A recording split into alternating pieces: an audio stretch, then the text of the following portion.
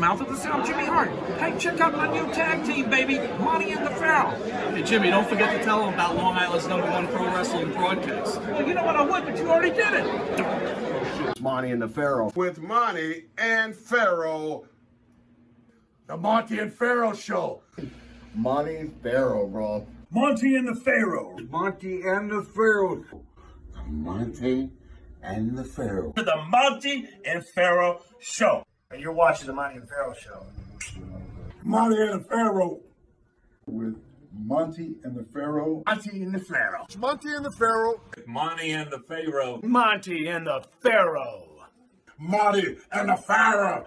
Monty and the Pharaoh. Monty and Pharaoh. Monty and the Pharaoh. And Monty and the Pharaoh. Oh, is it Monty and the Pharaoh? Monty and Pharaoh. The Monty and the Pharaoh Show. Monty and the Pharaoh. To the Monty and the Pharaoh Show. And it's Monty and the Pharaoh, baby. Watching Monty and the Pharaoh. With Monty and the Pharaoh. Monty and the Pharaoh. Oh, what a run. Monty and the Pharaoh. Monty and the Pharaoh. Hey, cut music. When you want the best in professional wrestling, Long Island, there's only one place you're going to get it, right here. Monty and the Pharaoh. Now, that's not just the coolest, and that's not just the best. That, my friends, is just incredible. Monty and the Pharaoh. You've got the future Hall of Famer, that rocker, Marty Jannetty, and MJ in the house, and I'm sitting here with two more future Hall of Famers, Monty and the Pharaoh. We're doing that stuff, and we gonna rock it. Monty and the Pharaoh. Monty and the Pharaoh. Duh. Pat Patterson called me. Pat Patterson called you. Yeah. Were you worried? Yeah, he tell me. Sorry. No. So easy, baby.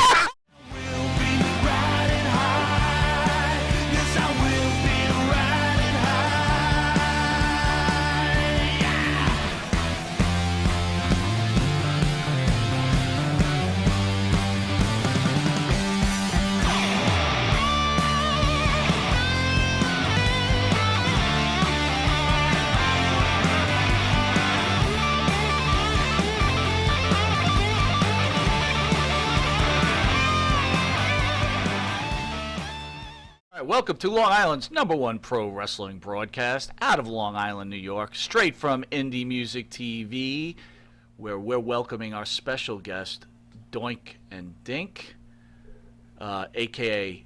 Ray Apollo, and a.k.a. Tiger Jackson.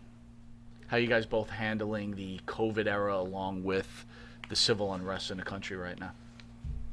Well, like everybody else, we're dealing with the pandemic the way everyone has to. You know, you got to respect the science, respect our leaders as far as isolation and wearing a mask and 6 feet apart. And, you know, I don't agree with everything they're doing. Some of them, some places, some states have gone overboard.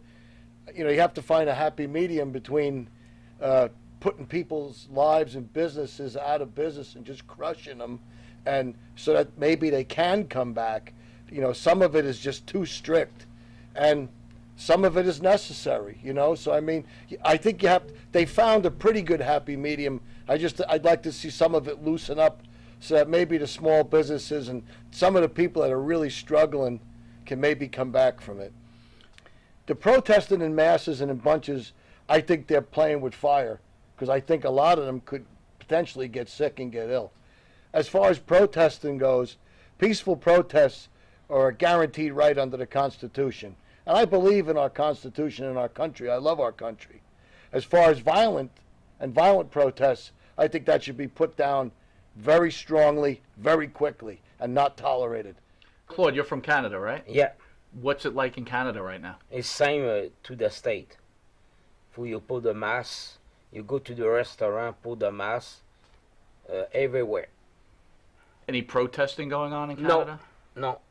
I was working security in a nightclub, and I met some of the guys that were wrestling and got to talking to them. And this was before the days of schools and everything. They didn't have them, and I'd go start driving the ring truck, putting the ring up, putting the ring down, and then before the people would come in, some of the older guys, you'd work out with them in the ring, and they'd work you out. I bet. But so you were bouncing, and you said, "Hey, how do I get into the biz?" And they said, Yeah, I let's met start some here." of the guys, and Yeah. I just said, I always wanted to do that.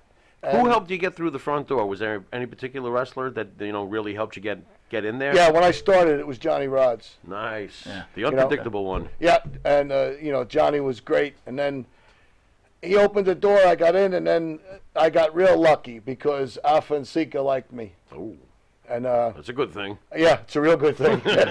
Me watch the match, the small people. Puis me see Beaver, Sky Lolo, Little Brutus. Sky Lolo, sure. One time me go see Beaver, me maybe 18. He tell me, you too young. You 21, call me. Me call. He training me. Puis Pat Beaver, very friend. Pat tell, bring Tiger to the state 1982. Me wrestling in Madison Square Garden, my first match. Your Too first nervous. match. First match. Madison Square Garden, your first Yeah. match. Jeez. We training 6 months, all right? 6 months. He tell me, you go Madison Square Garden, me, all right? He tell me, don't look the people. He's packed, all right? Puis me look, me scare, man. So you talk about the different sides of two guys. 6 months, his first match was in Madison Square Garden. 10 years and about 1,000 matches I got there too. The notoriety of the couple WrestleManias and, traveling around the world with the Federation at the time and all that stuff. Yeah, people do remember some of the other things I did. And once in a while, someone will ask me about it or to sign a picture from, the times before that. But Right. generally, without a doubt, the Doink character is the most important one of my career. So you and Matt Osborne are pretty much are the ones that create, Yeah. had the Doink character. Correct. Matt was released for obvious drug problems that he had. Did Matt ever give you about you taking over the character? Interesting. No, I mean, as far as Matt and I, we didn't have any problems. We didn't have any personal, and I never did nothing to the guy. He never did nothing to me.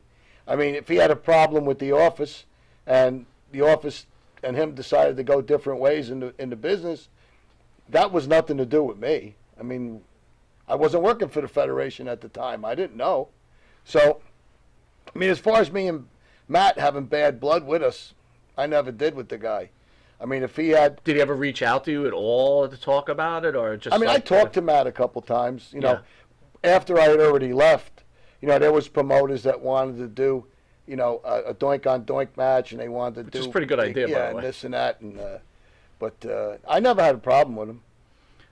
How did you feel when it was broken to you that you were going to take on the character? Were you excited, or were you possibly even disappointed, and like maybe you wanted other things for your career? How did you feel when you were told you were going to do this? Well, it's not like I woke up one morning and said, you know what, I think I'm going to be a clown and wrestler. Right, So, right. So where were you at when they broke it to you? Well, the truth of it is, I was home. I was fixing something in my kitchen, and the phone call rings. And as you might or might not know, some of the boys like to tease each other. Right. We used to call it playing ribs, Okay. So the phone rings, and I answer the phone. I said, hello, and the other end goes, well, this is Vince McMahon. I'd like to talk to you about possibly coming to work. This is Vince McMahon. Yeah. Yeah. So I said, well, listen, whichever one of my friends is giving me a hard time today, I don't need to talk to you. I hung up the phone. So 10 I minutes. fixed the sink, Mrs. Manicotti. You can come back down. That's pretty funny. just like Norton and Ralph. Right. So, 5 minutes later, the phone rings again. He says, this is Vince McMahon. I said, listen, I don't have time for this. Whoever's playing ribs on me today, leave me alone and stop calling me. I hung up the phone again. I fear Vince is starting getting annoyed. But, yeah. Okay. So finally, the third time, a girl calls back and said, listen, this is Vince McMahon's secretary. Here's the number for Titan Tower.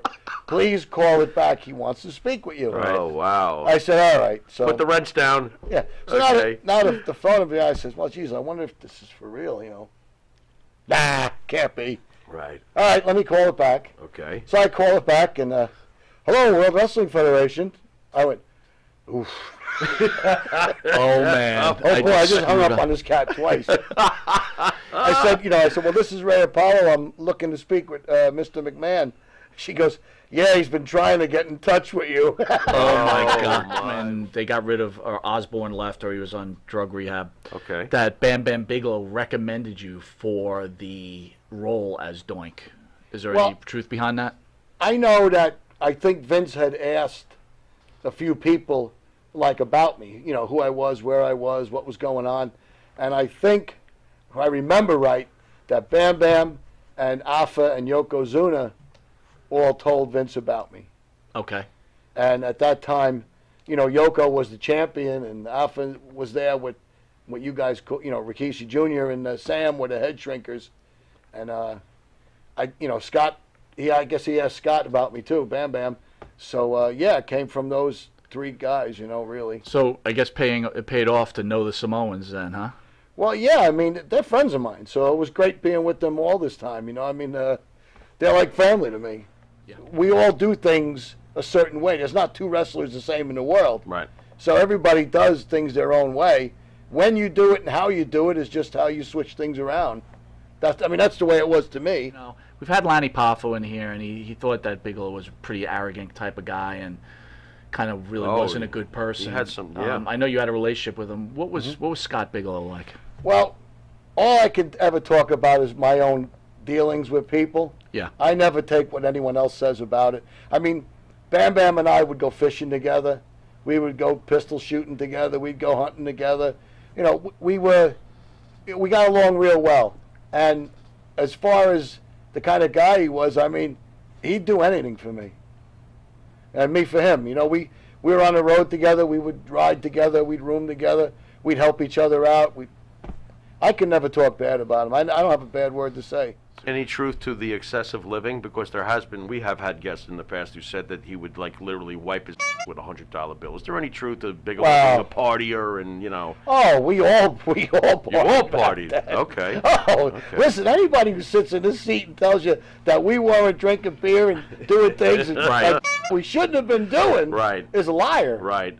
I mean, it's just, what level did you take it to? Claude with all of his groupies. Yeah. You know, I mean, come on now. Well, you know, when he walks in the snow, you see 3 drag marks, but that's another story. Unbelievable. That's another whole story. Yeah, one feet of snow. You know. You see three lines. You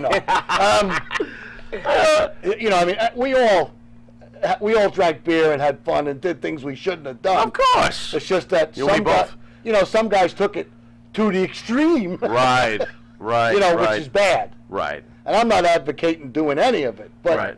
you know, when you're of that lifestyle and you wrestle every day and you're working out, you know, you want to go all the time. Right. You know, and you're young and nothing hurts and you feel great, and you know, you walk into a tavern or a place and everyone recognizes you and everybody wants to be your friend and buy you a drink and have a good time, and before you know it, it's 3 o'clock in the morning and you're running down the beach with half your clothes on. You're at a bar, ring rat comes up to you. We'll just call it a ring rat. Yeah. I don't know. It doesn't matter. Sure. You know, they want to have sex with Doink the Clown. Yeah. Do you have any fans that asked you to keep your makeup, like put your makeup on and let's have sex? The answer is yes. Oh yeah, Tell a story. You got to tell the story. definitely happened. You too, huh, Dink? Me, he like to try me, all right? Me the small guy, all right? Me tell coming, you never come back a big guy. Really? God. So you never let Claude have him first because you're afraid. Oh, then I didn't have a shot. No, it was all over. What is going on here? You can't send him in first. It's all over. He's a stunt muffin. Oh yeah. How hot were the girls that used to come up to you? Were they hot or were they Well, like, some of them were very nice looking women, you know. Oh, God. Some of them were a little rough. They needed the makeup. Yeah, they should have doubled up on the makeup. Dink, I want to ask you, how were you approached by the WWE to come to the company? He called me. Pat Patterson, he called me. Pat Patterson called you. Yeah. Were you worried? Yeah, he tell me. Sorry. No. So easy, baby. Matt Bourne's character was an evil clown, right? And they're kind of like, hey, we want you to be this face clown. Were you disappointed over that? It didn't matter.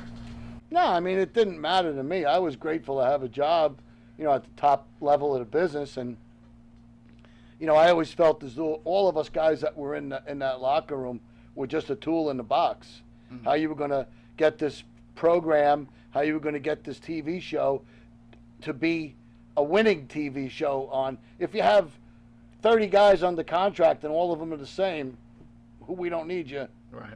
So my tool, I was a tool in that box, and I was going to be a clown. So that's what I had to be. And if they wanted to be a fan favorite clown, then that's what I was going to do. I was going to do the best I could at it.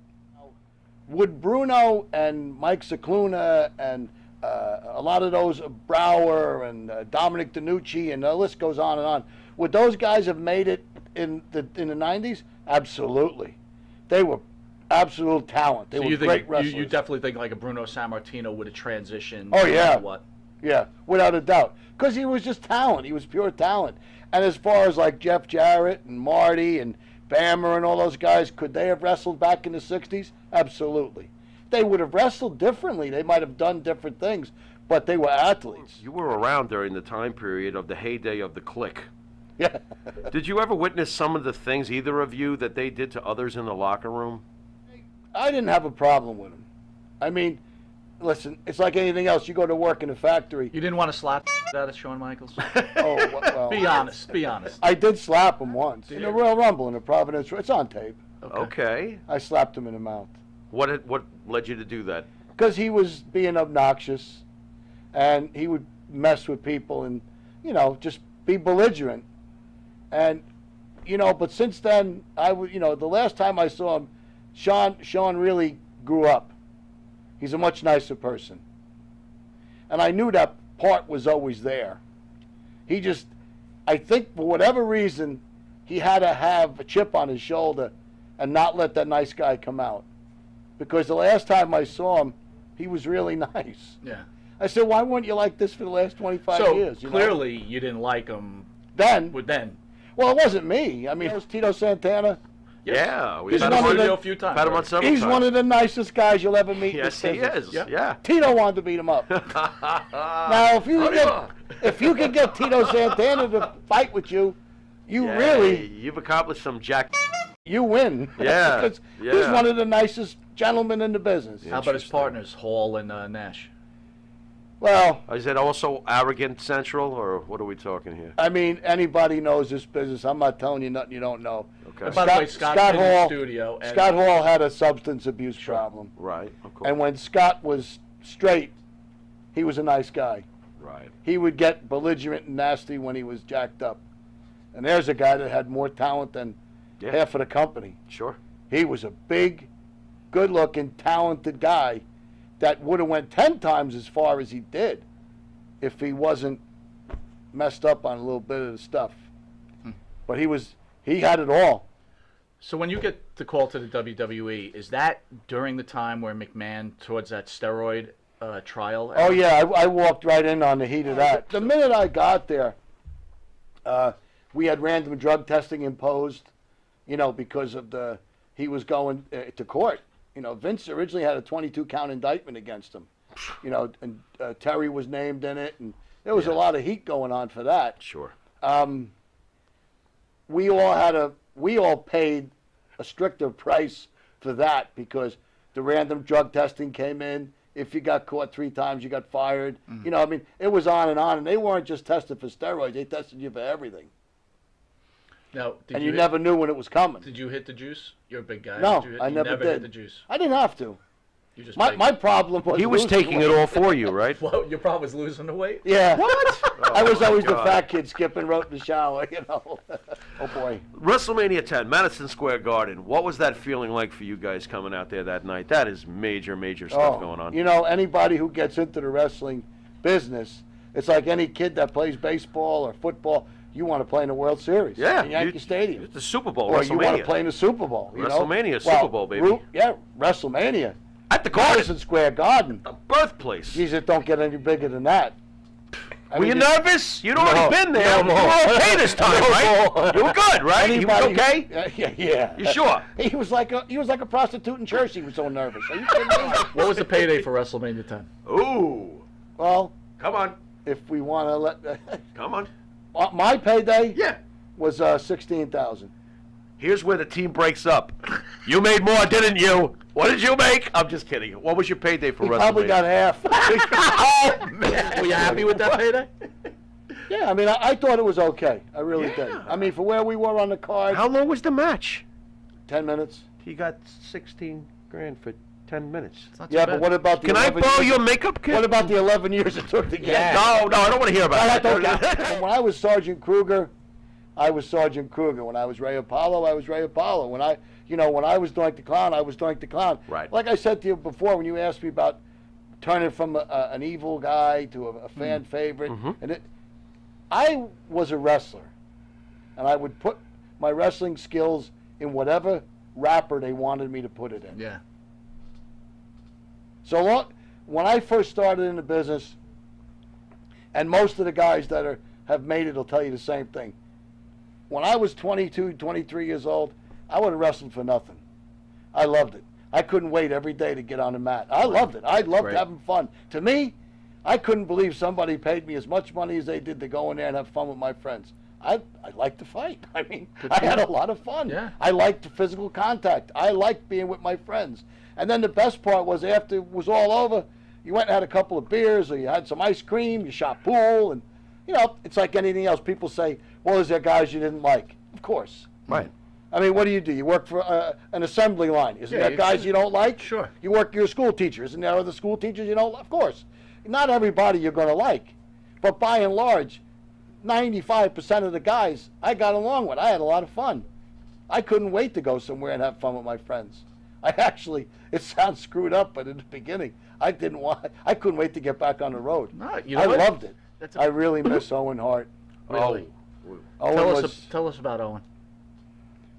Owen was a good friend of mine, and when I was in the Federation, he was building a new house, and he had OG, his son, and his wife, and we got along so well that whenever he came to the New York area, I used to take him home with me, and I would say, save your money on the rental car and on the hotel.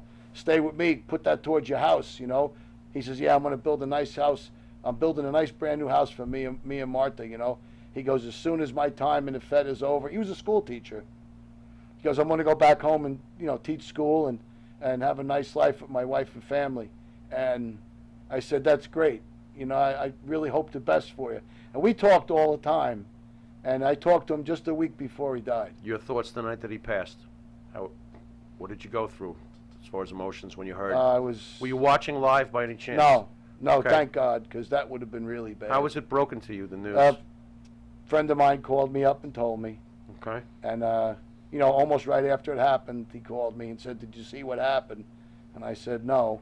And he told me, and, I was just heartbroken. Not mad, not, violent. It was like someone kicked me in the gut. Well, did you watch Dark Side of the Ring at all? Yeah. At all? Do you feel the WWE totally dropped the ball on this? I mean, not saying you're putting blame on anything, right? That's Just, a real tough. Do I think that Vince willfully did it and that it was every intent and malice? No, I don't think anybody, tried to kill him. Should the show have gone on that night? My opinion, no. Okay. Owen didn't want to do that Blue Blazer thing, and that wasn't his. I hated it personally. He didn't want to do it. Yeah. Did he tell you that he didn't want to? I hated it. Of course. Oh, he did not like it. So he was like, I don't want to do this whole. But he was angle. under contract, and that's what Vince and them wanted. Right. Because there was certain things they didn't want. He didn't want to do on TV that they wanted him to do. And as his punishment for saying no, they put him back in the Blue Blazer suit. Now, okay, I agree that maybe the talent in the office should have worked something out. Okay, fine. Do I think that there was any malice or any premeditation leading to his demise? Of course not. No. I don't believe that for a second. No. Do I think it was a terrible tragedy and an accident that didn't have to happen? It was a preventative accident because it didn't have to happen. He didn't need it. He was a good enough wrestler as Owen Hart. He didn't need that Blue Blazer thing. There was no reason for that. Other than, at that time, WCW had Sting doing it. And It was a battle, right? They all wanted to top each other. Yeah, so, but I mean, it didn't have to be. It was an avoidable, unnecessary incident. Thoughts on Kamala as far as working in the ring with him? Of course, the recently passed great Kamala. James Harris. What was that like working with him? Was it James was one of the nicest guys you'd ever want to meet. He was a sweetheart. You know, and I'll tell you this, everybody talks about the prejudice and civil unrest and everything in our country. Okay. When I was doing the South African gimmick, there was apartheid in South Africa. That's why that Ole Anderson started that angle with me and Ted Petty. Different times, right? Imagine trying to do that. Different times. Yep. And when we'd walk out of an arena in a bad neighborhood, place where there'd be 30, 40 people outside waiting for me and Teddy. And you know who used to help get us in the cars? James Harris and S.D. Jones and all the black guys that we were fighting every night. Right. There you go. Because they knew that we were making money. They knew that we were bringing out all the prejudice and all the hatred in people, and we were filling up buildings. And those black guys would get me and Teddy to the car. So let everybody think about that for a little while. That you were in that older WWE thing, and you saw guys like Hot Stuff Eddie Gilbert coming through, Sure. and, right? Kurt Hennig. Yeah. Did you look at them and go, "These guys are going to be good"? Or are you like, "Eh"? Oh, I knew Kurt Hennig was a talent the minute I saw him. Yeah. Wow. I mean, that guy was a machine. You know, there's guys that like Kurt Hennig, Mike Rotunda, Barry Windham. You know, there's guys like that that are just machines in there, and they would have been great in the 1900s all the way to the 2020s. You got any Andre stories? Did you ever meet up with Andre? I met Andre, sure. So you got I want to know if Dink met Andre. Dink, the have you ever Giant. met Andre? Like, got any Andre stories? Nice guy. Nice. He didn't try to put you in his pocket or something as a No. bad joke or something. Wait a I minute. can see Andre doing that. What? Oh, now I'm not sensitive. What a minute. What's going on? Easy, baby. I'm sorry. What is the favorite moment in each one of yours career? One special night. What is it? Honestly, WrestleMania 10. How could it not be? Me too. Same Madison for both Square- of you. Yeah. Madison Square Garden and WrestleMania. Yeah, I really don't get better than that. I does don't it? know what you'd do to top that. Yeah. I mean, I wrestled in Royal Albert Hall and the Astrodome and every big building in this country and ones out of this country, but there's only one Madison Square Garden, and there's only one WrestleMania. I mean, I did Starcades, I did Clashes of the Champions, I did a lot of different things, but that without a doubt is it. For You both know? of you. It's like every Yeah. little kid that plays baseball. He wants, when you see a guy like Roger Clemens would walk out of the bullpen and pet Babe Ruth's monument statue, Oh. what does that tell you?